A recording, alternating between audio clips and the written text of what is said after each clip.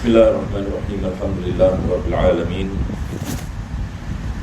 Wassalatu wassalamu ala asyrafil anbiya'i wal mursalin Sayyidina Muhammadin wa ala alihi wa sahbihi ajma'in. Alhamdulillah, kita memulakan pengajian tafsir pada pagi yang bahagia ini dengan kita memanjatkan kesyukuran kita kepada Allah Subhanahu wa taala dapat kita berkumpul dan meneruskan pengajian ini, dan kita mengambil kesempatan dengan kita berdoa kepada Allah Subhanahu wa taala dengan barakah majlis ini.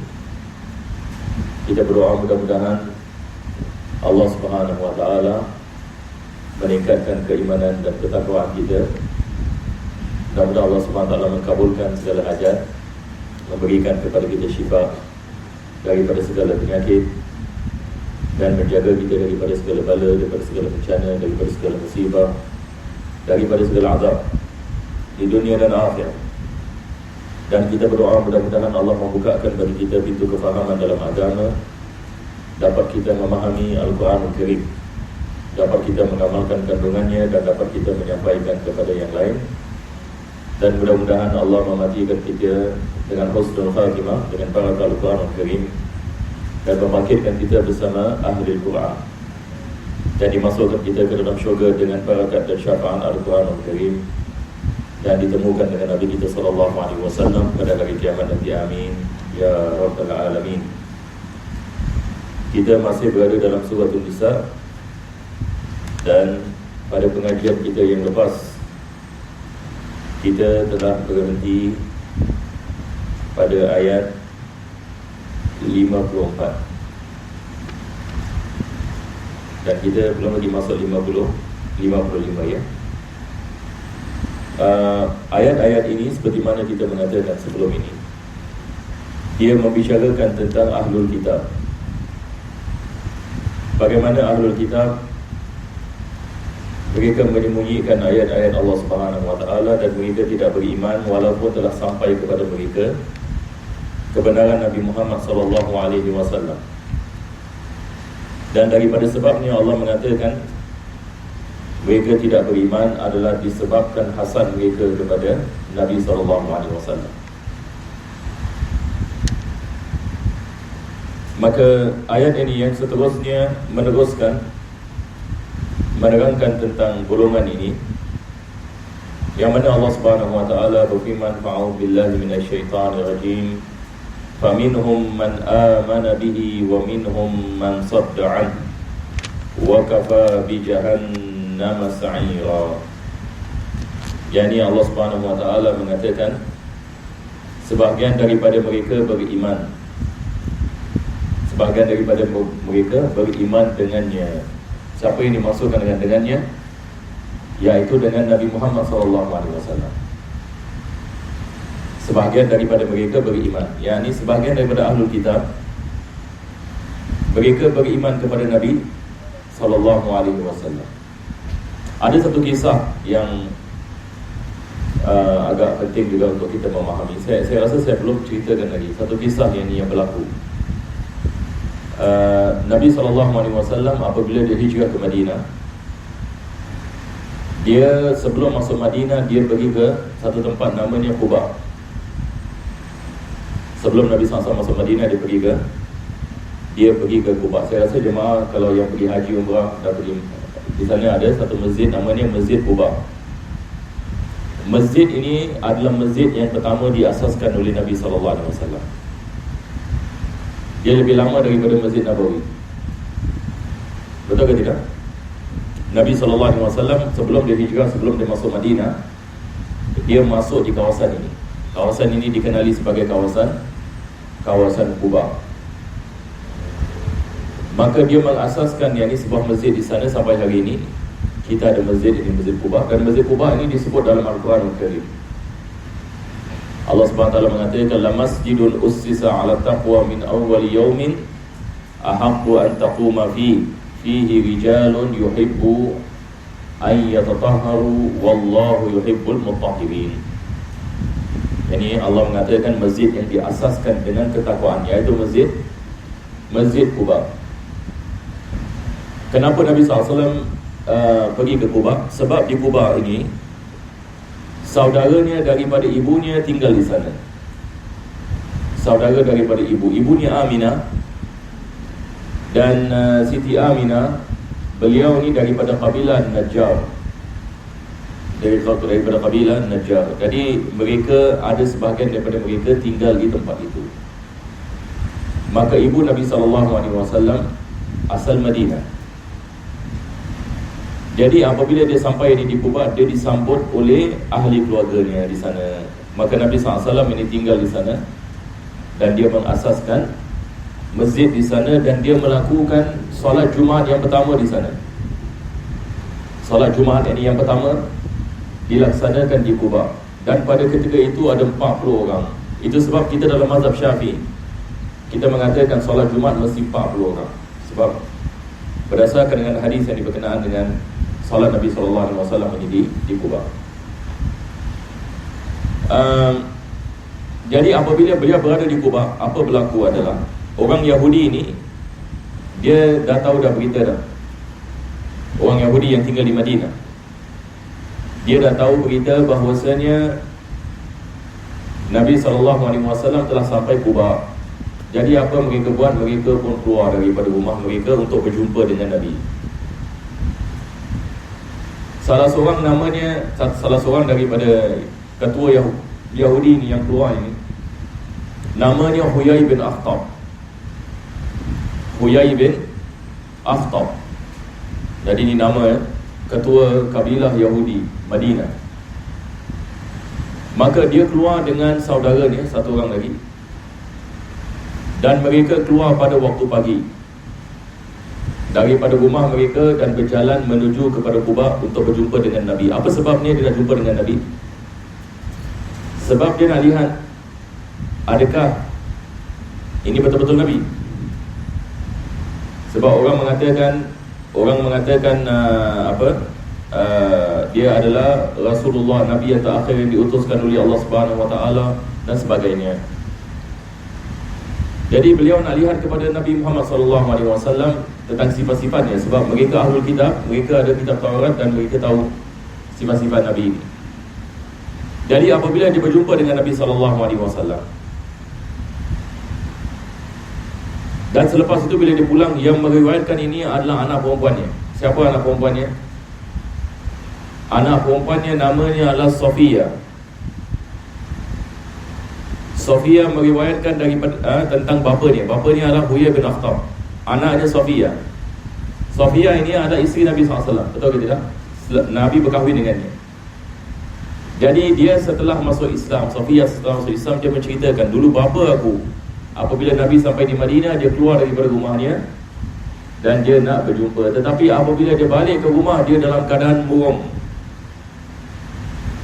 Dia dalam keadaan murung.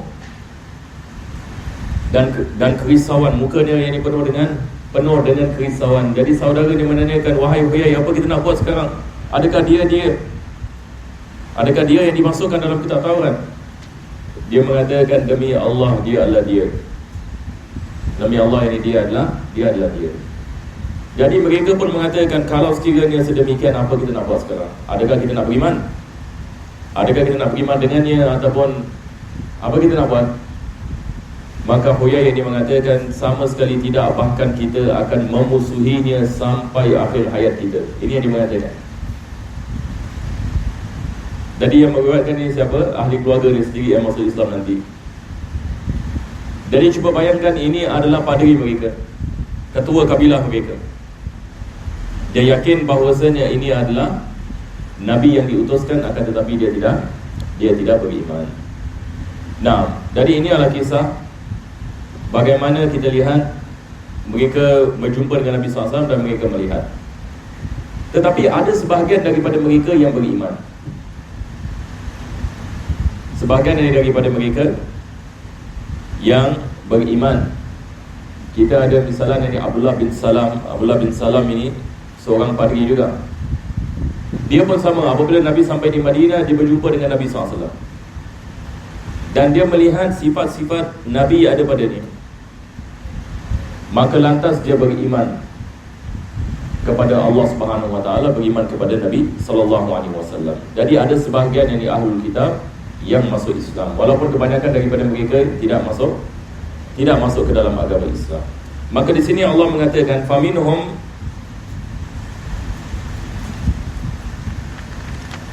Allah SWT mengatakan faminhum man amana bihi wa minhum man sadda'an.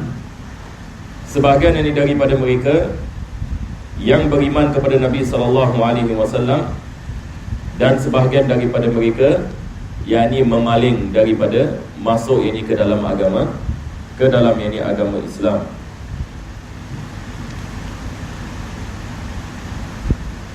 Maka ayat ini menerangkan ini kepada kita, yakni ada sebahagian yang kecil yang beriman ini kepada Nabi sallallahu alaihi wasallam. Wa minhum muhtadin wa katsirun minhum fasiqun. Sebahagian daripada mereka mendapatkan hidayah, dan kebanyakan daripada mereka fasik yang tidak beriman kepada Allah Subhanahu Wa Taala. Jadi ini adalah keadaan mereka. Yang beriman hanya segelintir, yang tidak beriman ramai ini di antara mereka.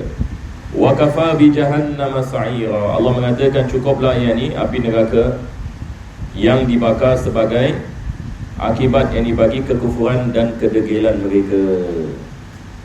Jadi sekarang ini kita akan lihat Allah Subhanahu Wa Taala akan membicarakan tentang azab api neraka Jahannam. Yakni bagi mereka yang mengetahui dan tidak beriman, maka azabnya lebih dahsyat daripada orang yang tidak mengetahui. Sebab sebahagian daripada ahlul kitab jahil, dia tidak mengetahui apa-apa. Seperti mana Allah mengatakan dalam ayat yang lain, wa minhum ummiyuna la ya'lamuna al-kitaba.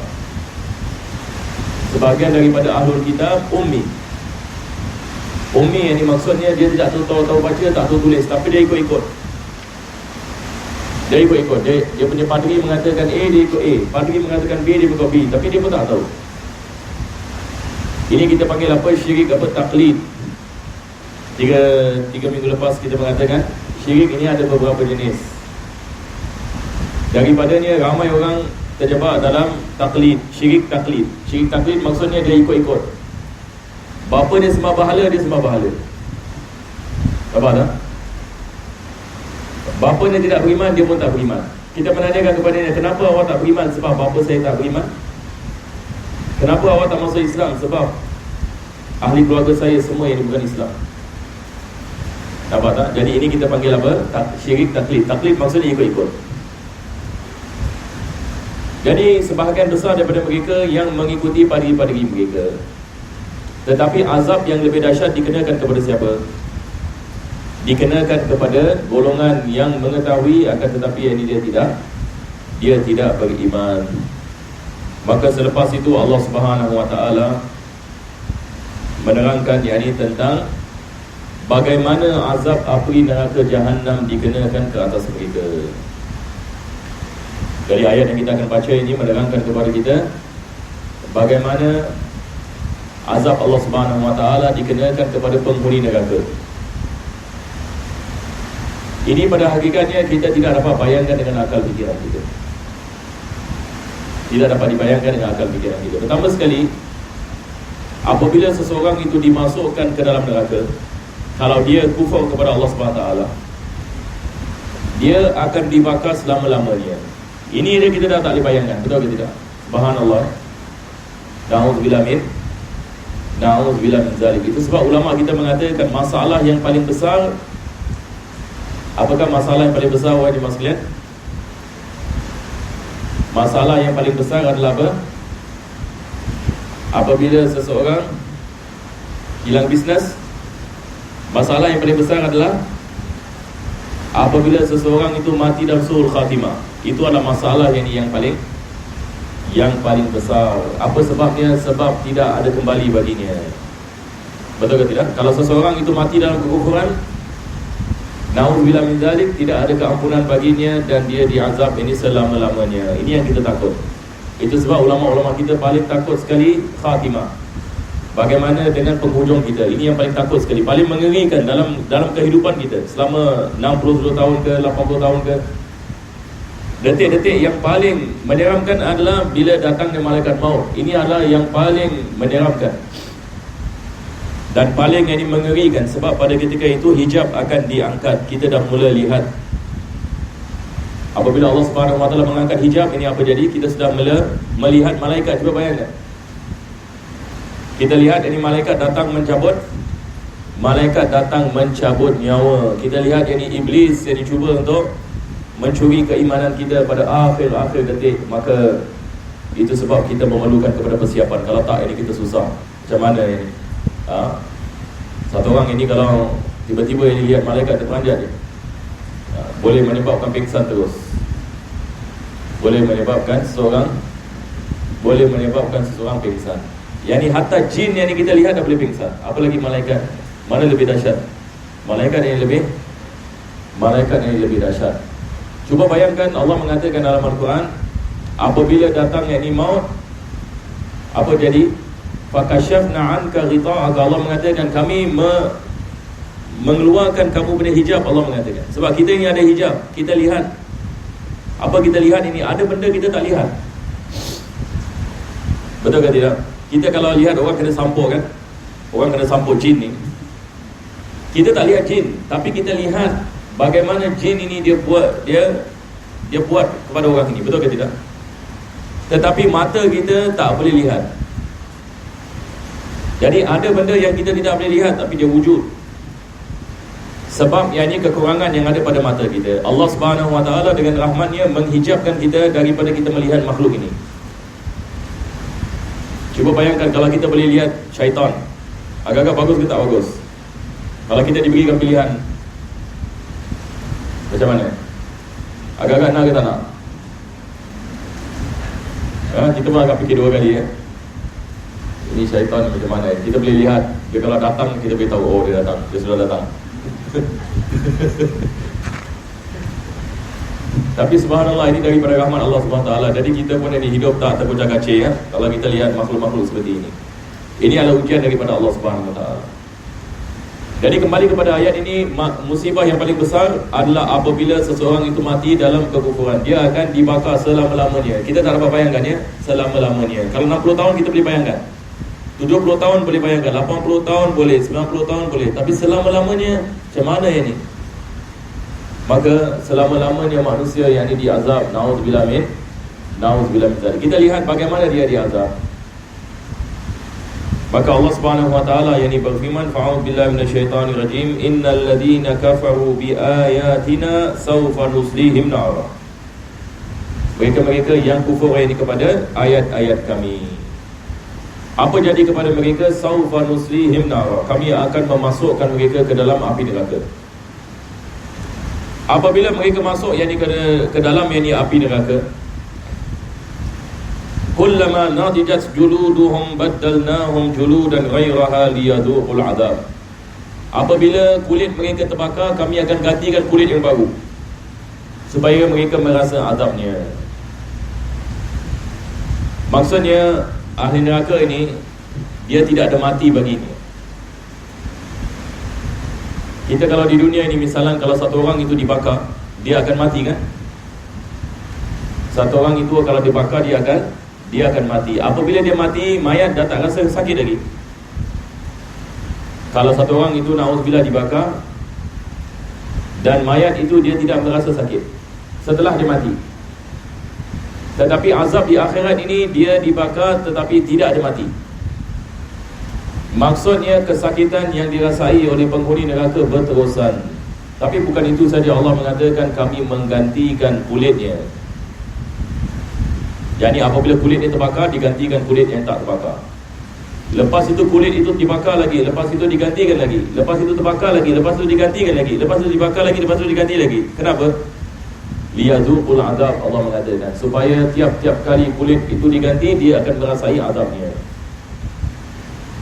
Saya teringat dulu ada satu orang daripada Saudi. Dia datang ke Singapura, jadi saya jumpa dia dekat masjid.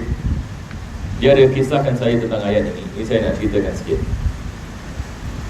Dia mengatakan kepada saya, dia pergi ke India atau Bangladesh itulah. Jadi di sana dia duduk dalam satu majlis. Ada seorang ulama sedang mensyarahkan ayat ini.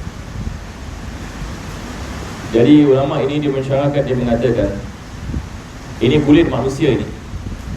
Kulit manusia, dia kalau terbakar, kalau dia dah habis terbakar, kalau sekiranya kita ambil jarum dan kita cocok pada tempat yang terbakar itu, dia dah tak rasa lagi. Sebab kulit kita ini, di bahagian kulit kita ini ada bahagian yang mana kita dapat merasai. Tetapi kalau bahagian itu sudah terbakar, kita dah tak rasa lagi. Jadi satu orang ini kalau kulit dia terbakar, maka kalau kita ambil besi panas misalnya, kita letak dekat dia punya tempat yang terbakar itu, dia tak rasa panas, dia tak rasa sakit. Apa sebabnya? Sebab dia punya sense dah tak ada lagi. Jadi badan manusia ni, Allah SWT menciptakan kita ni, kita punya kulit ini, bila kita pegang kita punya kulit, kita rasa kan. Jadi kita punya kulit ini ada sel-sel yang fungsinya adalah membuat kita merasai kesakitan. Tapi kalau sel itu dibakar, sudah tidak ada lagi, kita kalau pegang ini kulit, kita sudah tidak rasa apa-apa. Boleh faham insyaAllah ya? Jadi doktor pakar kulit ini yang mereka mengatakan, apabila kulit manusia dibakar, mereka tidak akan rasa kesakitan kalau diletakkan ke atasnya sesuatu. Maka kita lihat ini ayat ini, Allah SWT mengatakan apabila kulit mereka dibakar, baddalnahum juludan ghairaha, kami menukarkan kulit ini yang lain. Apa sebabnya? Liyadhuqul adab, supaya mereka dapat merasakan, merasakan azab tersebut. Jadi cuba bayangkan, ini adalah daripada azab yang dikenakan kepada mereka-mereka yang dimasukkan ke dalam api neraka Jahannam. Jadi saya akan bacakan sedikit. Ada seorang ini tabi'in, Al-Imam Hasan Al-Basri, yang dia mengatakan tundijuhum nar fil yawmi 70,000 marrah, kullama akalathum qila lahum 'udu fa'adu kama kanu. Yang dia mengatakan pada tiap-tiap hari 70,000 kali diganti kulit ahli neraka. Pada satu hari 70,000 kali yang ini diganti. Tiap-tiap kali ia terbakar, dikatakan kepada kulit, kembalilah kamu. Maka kulit itu akan kembali dan akan dibakar lagi. Seorang yang ulama yang lain mengatakan jildu ahadihim 40 zira'a. Jadi pada hari kiamat nanti, Allah akan menciptakan manusia ini besar, badan dia besar, bukan seperti badan seperti ini, supaya dia dapat tahan, dia dapat apa? Dia dapat rasa ini api ini. Sebab kalau badan seperti ini, belum lagi sampai api, kita dah jadi apa? Kita terus hilang terus. Sebab api neraka Jahannam ini dia punya kepanasan ini sesuatu yang tak dapat dibayangkan. Jadi kalau benda yang kecil belum lagi masuk api, dah terbakar dah. Bukan terbakar, terus lenyap, tak nampak. Maka sebagian ulama kita mengatakan berapa besar manusia akan berada apabila dimasukkan dalam api neraka Jahannam. Maka dia mengatakan, salah seorang daripada ulama ini mengatakan, kulit ini mereka 40 hasta. Kulit mereka 40 hasta. Hasta ini saya tak tahu saya betul ke tak dalam bahasa Melayu ya. Kalau dalam bahasa Arab dia zira'. Zira' ini maksudnya daripada hujung jari sampai siku. Ini apa kita panggil dalam bahasa Melayu? Hasta ya? Betul ya? Saya main hentam je kadang-kadang. Sebab saya kadang-kadang saya pun keliru. Kita ada hasta, kita ada depa. Boleh saya tanya apa beza hasta dengan depa? Depa ni berapa jauh? Berapa panjang depa? Kalau tak salah saya, depa apa yang saya faham daripada sini sampai sini. Sini sampai sini adalah depa. Sini sampai sini adalah hasta. Jadi kalau dalam bahasa Inggeris kita panggil one arm's length. Zira' ini adalah one arm's length. Tetapi kalau depa dia daripada ujung sini betul ya? Depa ya. Ini semua ukuran-ukuran lama. Zaman dahulu bila orang nak beli kain, dia pakai ukuran ini. saya nak kain yang misalan satu hasta, jadi orang itu akan menggunakan tangan dia sendiri, lepas itu dia akan koyak kan. Tetapi masalahnya adalah tangan ini berbeza-beza. Ada orang ini tangannya panjang tengah pendek. Pernah ada satu saya baca dulu, saya sekolah dulu, dia ada orang ini dia sengaja letak dekat depan bila jual kain orang tinggi, tangan panjang. Jadi bila orang mengatakan saya nak satu hasta, jadi orang menyangkakan tangan dia, rupanya lepas tu dipanggil dia punya worker satu, tangan pendek. Ala kuliah. Jadi Al-Imam Ibn Rabi', Imam Rabi' ni satu orang ulama besar, ulama tafsir. Dia mengatakan kulit yang 40 hasta. Jadi 40 hasta berapa sentimeter agak-agak. Kalau kita mengatakan satu hasta ni mungkin dia dalam 65 cm. Jadi kita kali 40. Jadi dia punya tebal kulit dia 40 hasta. Itu kebesaran yang cuba bayangkan manusia diciptakan oleh Allah yang dalam api neraka Jahannam. Jadi dia punya tebal kulit dia 40 hasta. Jadi 40 hasta ni kita boleh mengatakan 650 cm kita kali 4. 650 cm kalau kita mengatakan 500 cm kita kali 4, jadi maksudnya berapa?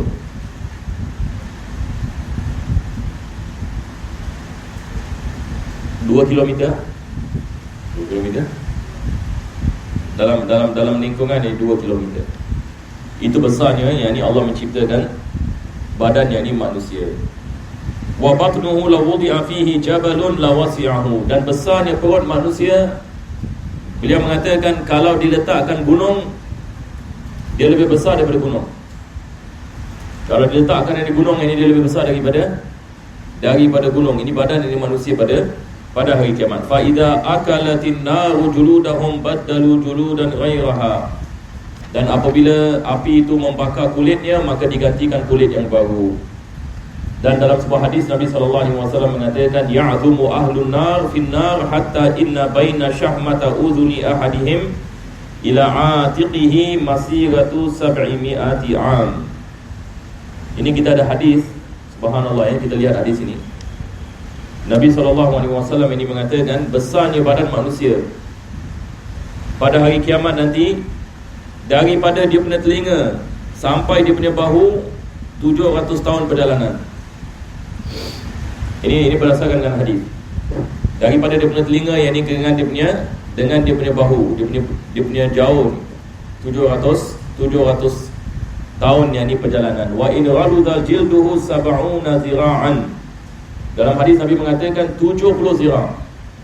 70 yang ini 70 hasta. Tebalnya kulitnya. Wa inna darsahu misla Uhudin. Giginya seperti bukit Uhud. Kita kalau pergi Madinah, ini bukit Uhud, itu adalah ibarat yang ini gigi mereka. Jadi boleh kita bayangkan berapa besar badan yang ini, orang ini yang apa kita mengatakan dimasukkan ke dalam api neraka Jahannam. Hadis ini diriwayatkan oleh Imam Ahmad. Imam Ahmad meriwayatkan hadis ini. Jadi manusia apabila dimasukkan dalam neraka bukan badan yang kecil, tetapi badan yang besar. Selepas itu Allah Subhanahu wa taala mengatakan innallaha kana azizan hakima. Allah Subhanahu wa taala adalah Maha Perkasa. Aziz yang ini maksudnya tidak ada benda yang boleh menahan Allah. Allah ini Maha Kuat, ini tidak ada perkara yang dapat menahan ketentuan Allah Subhanahu wa taala. Ini kita mengatakan Allah Aziz, Maha Perkasa. Segala-galanya berlaku dengan kuasanya. Tidak ada benda yang boleh menahan azab Allah Subhanahu wa taala. Apabila Allah sudah menentukan, maka tidak ada perkara yang boleh menahannya. Dan Allah Maha Bijaksana. Maka Allah Subhanahu wa taala dia melakukan segala-galanya dengan bijaksana. Dia Maha Perkasa dan Maha Bijaksana. Dia lebih mengetahui apa yang dikenakan kepada manusia. Ada orang yang ini menanyakan, daripada soalan yang biasa orang menanyakan, kenapa manusia dibakar selama-lamanya? Kenapa orang yang bukan Islam ini, yang mati dalam kekufuran ini, Apabila dia dimasukkan dalam neraka, dia dibakar selama-lamanya. Ada orang menanyakan soalan ini, kenapa selama-lamanya? Sebab ada orang ini dia mengatakan dia tinggal di dunia ini 60 tahun, dia tidak beriman. Dia mengetahui Islam adalah benar, tapi dia tak nak masuk Islam. Dia mati dalam kafir, mati dalam kekufuran. Dia mati dalam kekufuran, dia dibakar selama-lamanya. Betul ke tidak? Dia hidup di dunia ini 60 tahun, tapi dengan sebab ini dia mati dalam kekufuran, dia diazab yani selama-lamanya. Kalau orang menanyakan soalan, menanyakan kenapa yang ini boleh jadi begini, jawapannya adalah orang ini kalau diberikan umurnya selama-lamanya, Allah Subhanahu Wa Taala mengetahui dia tidak akan beriman. Boleh faham insya-Allah? Kalau Allah Subhanahu Wa Taala memberikan kepadanya umur yang mana dia hidup selama-lamanya, dia tidak akan masuk ke dalam agama Islam. Allah lebih mengetahui. Maka itu sebab bila dia diazab selama-lamanya. Bukan dia diazab 60 tahun saja, lepas tu keluar daripada, tapi dia diazab ini selama-lamanya. Sebab Allah Subhanahu Wa Taala lebih mengetahui tentang manusia, sama ada manusia ini akan beriman ke tidak akan beriman. Allah sudah mengetahui yang orang ini dia tidak akan beriman. Maka azab dikenakan setanding yang ini dengan kekufurannya. Kita teruskan lagi ya. Pada ayat yang seterusnya Allah Subhanahu Wa Taala menceritakan tentang orang yang beriman pula. Jadi Quran biasa begitu, azab, lepas itu nikmat.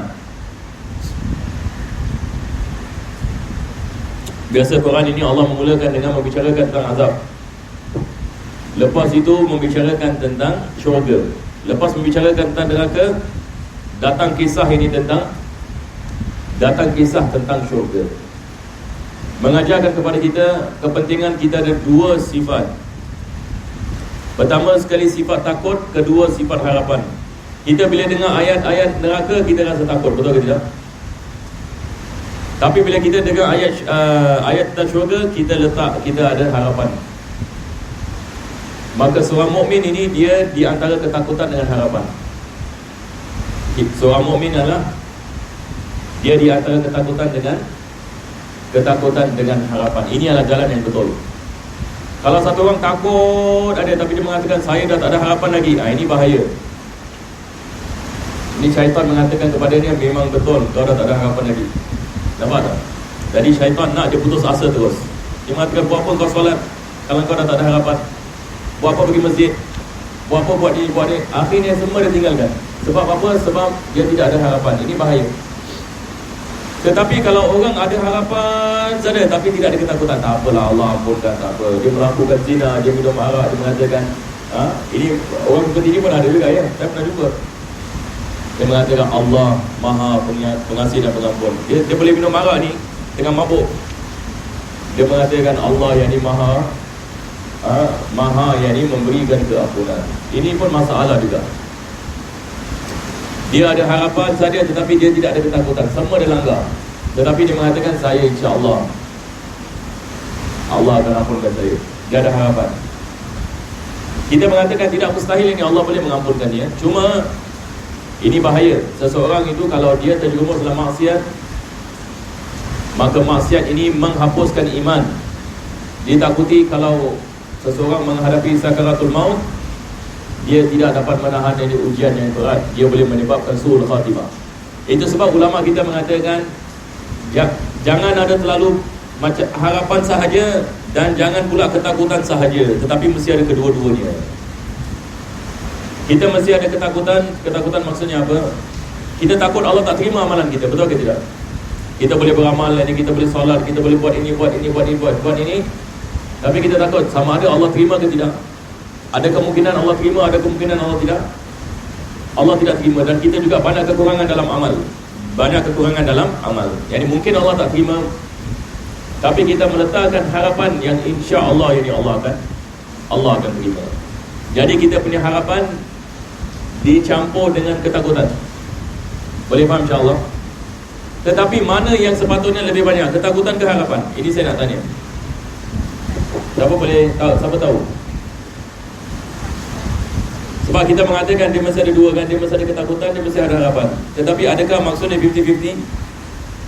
Yang ni separuh ketakutan, separuh harapan, ataupun harapan mesti lebih, ataupun ketakutan mesti lebih? Mana yang betul? Ya? Harapan? Betul semua? Jawapan yang betul adalah ketakutan mesti lebih. Ketakutan. Tetapi bila seseorang itu dah sampai kepada keadaan tenat, harapan nak kena lebih. Dia ada dua-dua betul. Jawapannya dua-dua betul. Tetapi dia ada ketegangan sikit ya. Ketegangan sikit. Ketakutan mesti betul. Bila kita hidup sekarang, ketakutan mesti lebih daripada harapan. Tetapi bila seseorang itu dah sampai kepada akhir hayatnya, maka dia nak kena meletakkan harapan lebih daripada ketakutan. Jadi kita kalau ziarah orang sakit, kalau kita tahu orang itu misalan doktor mengatakan nampaknya orang ini mungkin dah tak lama lagi hidup ke apa gini kan, jangan pula kita datang kepadanya, kita menakutkan dia. Jangan. Sebab ulama kita mengatakan jangan kita buat perkara seperti itu. Jangan kita menakutkan dia, sebab dia dalam keadaan emosi, kita boleh merosakkan. Jangan kita mengatakan api neraka Jahannam, ingat kepada api neraka Jahannam. Satu ayat ini Allah mengatakan dalam Al-Quran, barang siapa yang masuk ke dalam api neraka Jahannam, dia akan dibakar, dan kulitnya apabila yang ini telah dibakar akan Jadi ini sebab awal. Dari kita memberikan harapan kepada dia. Kita mengatakan insya-Allah Allah akan ampunkan dosanya, Allah SWT akan menerima segala amalannya. Ini adalah masa-masanya insya-Allah kita bertaubat kepada Allah. InsyaAllah kita meletakkan harapan kita kepada Allah. Allah sahaja yang dapat membantu kita. InsyaAllah ini yang segala-galanya akan berjalan dengan baik. Dia sedap sikit ya. Jadi apabila seseorang itu sebelum dia meninggal, dia mesti ada harapan lebih daripada ketakutan. Tapi kalau dia masih sihat ini ketakutan nak kena lebih daripada harapan. Sekarang ini kita lihat ini kepada ayat-ayat tentang syurga. Allah SWT mengatakan walladzina amanu wa 'amilus solihat sanudkhiluhum jannatin tajri min tahtihal anhar. Bagi mereka yang beriman dan beramal saleh, kami akan memasukkan mereka ke dalam syurga yang mengalir di bawahnya sungai-sungai. Khalidina fiha abada. Mereka akan dimasukkan di dalamnya selama-lamanya. Maksudnya mereka tidak akan mati. Seperti mana ahli neraka tidak akan mati, ahli syurga juga tidak akan mati. Mereka akan dimasukkan ke dalamnya selama-lamanya di dalam yakni syurga yang mengalir di bawahnya sungai-sungai. Maka ini adalah kejayaan yang hakiki. Kejayaan yang hakiki, dan ini adalah tempat yang mana kita akan beristirahat. Tapi selagi mana kita di dunia ini, kita nak kena beramal. Ini bukan tempat yang kita bersenang-senang. Dunia ini bukan tempat kita bersenang-senang yang hakikatnya. Tetapi tempat yang betul-betul kita akan bersenang-senang adalah apabila dimasukkan ke dalam syurga. Kita lihat orang yang kaya sekalipun, orang yang kaya, kekayaannya sementara saja. Berapa lama manusia boleh hidup di dunia ini?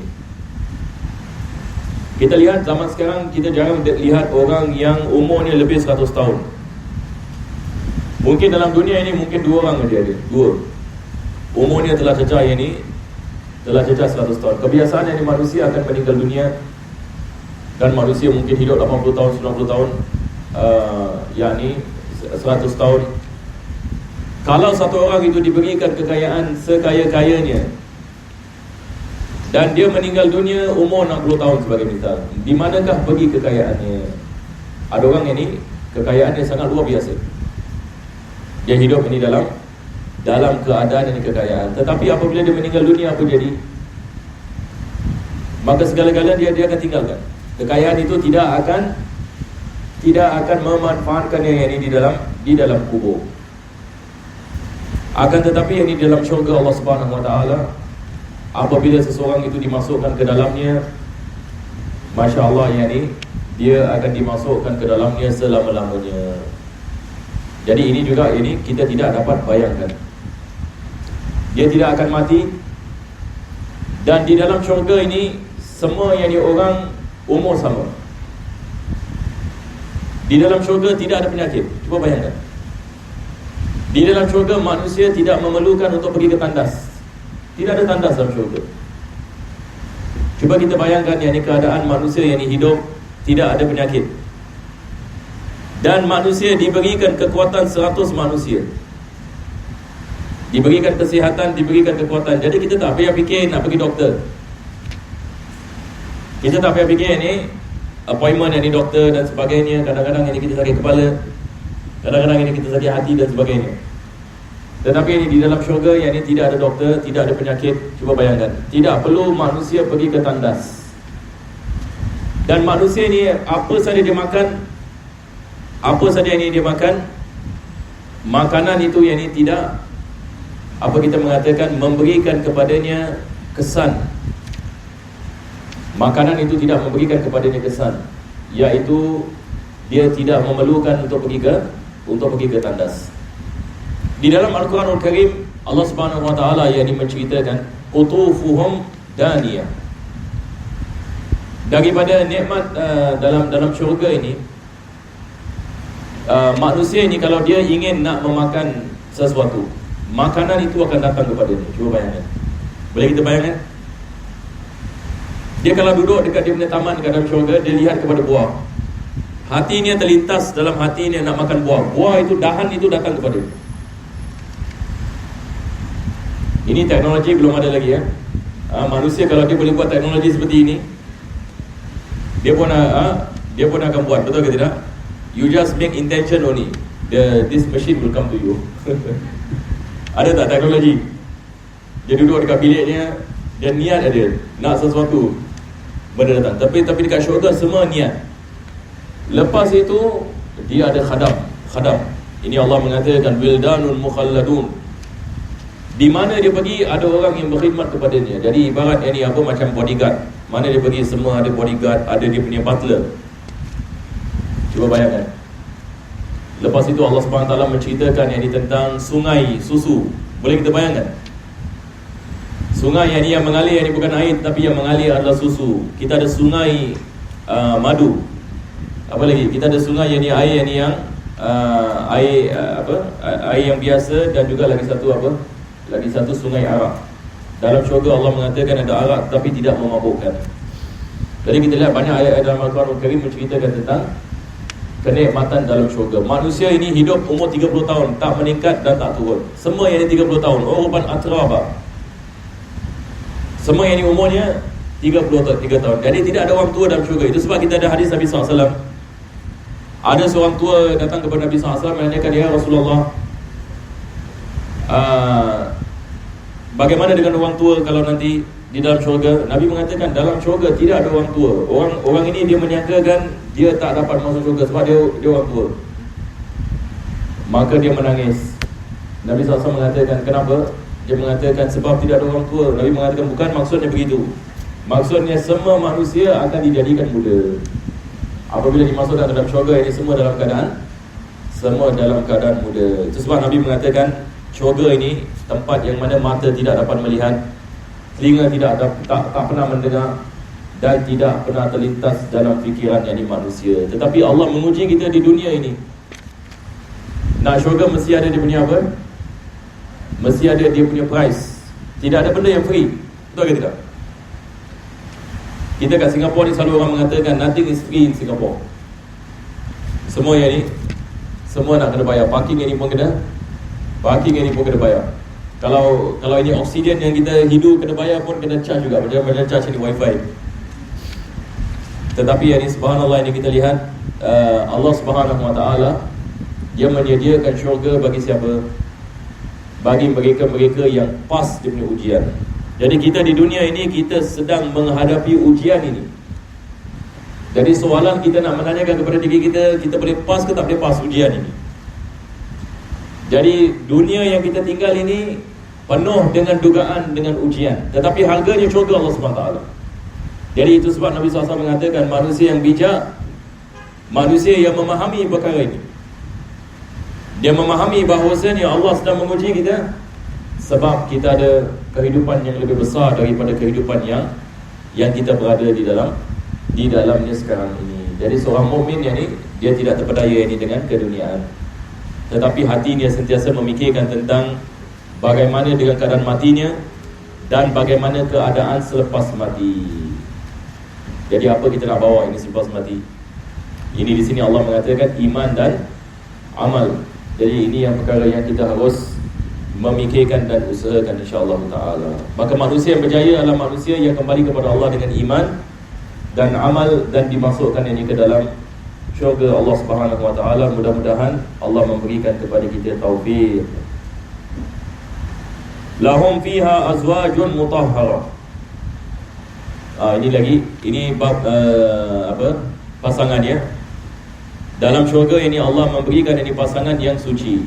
Apa maksud ini pasangan yang suci? Pasangan yang suci, tadi saya mengatakan manusia dalam syurga ini tidak pergi ke tandas. Manusia di dalam syurga tidak pergi ke tandas dan tidak ada kekotoran yang keluar daripada badan mereka. Tidak ada kotoran yang keluar daripada badan manusia. Ini yang dimaksudkan mereka diciptakan dalam keadaan suci. Suci daripada segala kotoran. Peluh manusia di syurga ini kasturi. Cuba bayangkan. Peluh manusia kasturi. Dan tidak ada kotoran sama sekali yang keluar daripada badan yakni manusia. Jadi perkara seperti ini adalah nikmat yang besar daripada Allah SWT. Kita di dunia ini kita diuji dengan kita nak pergi ke tandas, betul ke tidak? Tiap-tiap hari nak kena mandi, betul ke tidak? Tetapi yang di dalam syurga tidak ada kotoran yang sama, tidak ada kotoran sama sekali. Maka Allah SWT menifatkan walahum fiha azwajun mutahharatun wa nudkhiluhum dhillan dhalila.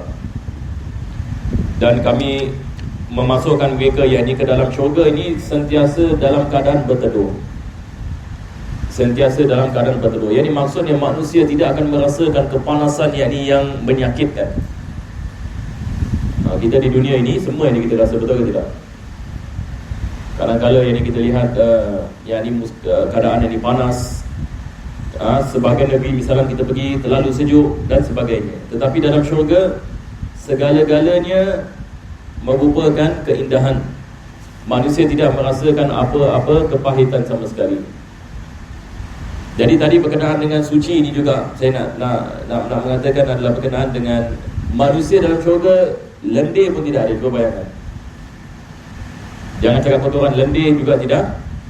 Lendir ini juga tidak ada. Segala-galanya diciptakan oleh Allah dalam keadaan suci. Jadi dalam syurga tidak ada kepanasan yang sangat dan tidak ada kesejukan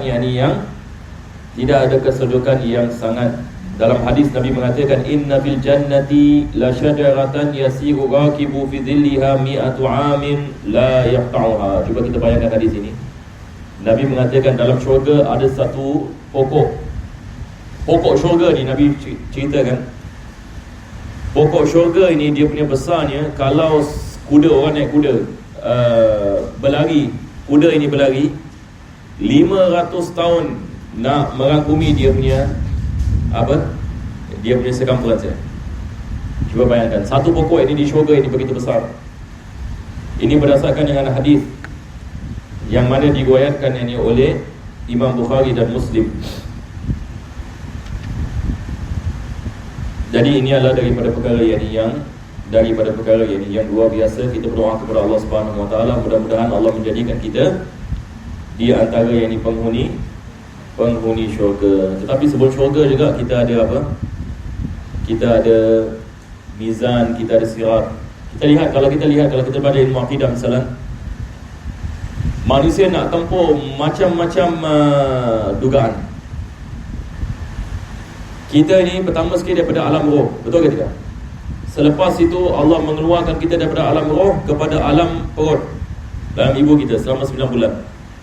Selepas alam perut ini kita masuk ini ke alam dunia ini. Jadi kita ni sekarang kat third stage. Selepas dunia mana kita pergi? Bila kita meninggal kita masuk alam barzakh. Ini lagi alam yang lain. Ni belum syurga lagi. Alam ini barzakh. Alam barzakh ini juga kita ada dia punya ujian dia. Betul ke tidak? Ini soal kubur, kita ada soal kubur dan sebagainya. Semua manusia yang meninggal dunia sebelum kita ni sekarang dekat alam barzakh tengah tunggu. Semua tengah tunggu kita, tengah tunggu kiamat. Semua yang ini sedang berada ini di alam yang ini barzakh. Selepas alam barzakh yang ini kita pergi kepada alam mahsyar. Ini apabila Allah mengkiamatkan ini segala-galanya. Segala-galanya seperti mana Allah mengatakan akan dimusnahkan oleh Allah Subhanahu Wa Taala. Maka manusia akan diciptakan kembali, jasad dengan roh. Dan kita akan dibangkitkan di padang mahsyar dalam keadaan tidak berpakaian, berdasarkan hadis. Ini adalah alam keberapa? Alam kelima, betul ke tidak? Alam dunia, alam ketiga, alam barzakh, alam yang keempat, alam yang kelima adalah dia mahsyar. Di mahsyar ini, Masya Allah, yani dia punya ujian sangat berat sekali.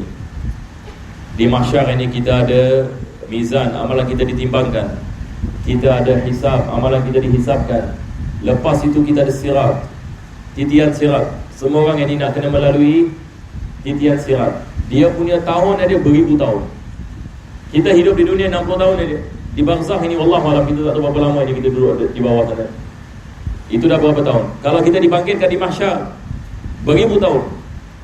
Jadi maksudnya perjalanan kita bukan perjalanan yang dekat, tetapi perjalanan kita merupakan perjalanan yang sangat jauh. Jadi yang paling penting adalah stage 3 ini. Stage 3 yang menentukan bagaimana nasib kita di barzakh, di mahsyar. Selepas itu baru kita akan dimasukkan yakni di alam syurga ataupun neraka. Jadi itu adalah perjalanan dari manusia. Mudah-mudahan Allah Subhanahu Wa Taala memberikan kepada kita keselamatan di dunia, keselamatan di akhirat. Amin ya rabbal alamin. Kita berhenti di sini nampak masa pun dah sampai. InsyaAllah ini kita akan meneruskan pada minggu yang akan datang. Jadi minggu yang akan datang kita akan masuk kepada ayat 58. Kita akan membicarakan tentang amanah. Bismillahirrahmanirrahim. Alhamdulillahirabbil alamin. Allahumma shalli wa sallim ala sayyidina Muhammad wa ala ali sayyidina Muhammad. Allahumma inna nas'aluka ziyadatan fid din wa barakatan fil umur, sihatan bil lisan, wa si'atan fil rizq, wa tawbatan qabla al-maut, wa shahadatan inda al-maut, maghfiratan ba'da al-maut, wa 'afwan inda al-hisab, wa amana min al-'adab, wa nasiban min al-jannah, wa warzuqna an-nadhara ila wajhika al-karim. Wa sallallahu ala sayyidina Muhammadin wa ala alihi wa sahbihi wa sallam. Walhamdulillahi rabbil alamin. Taqabbalallahu minkum.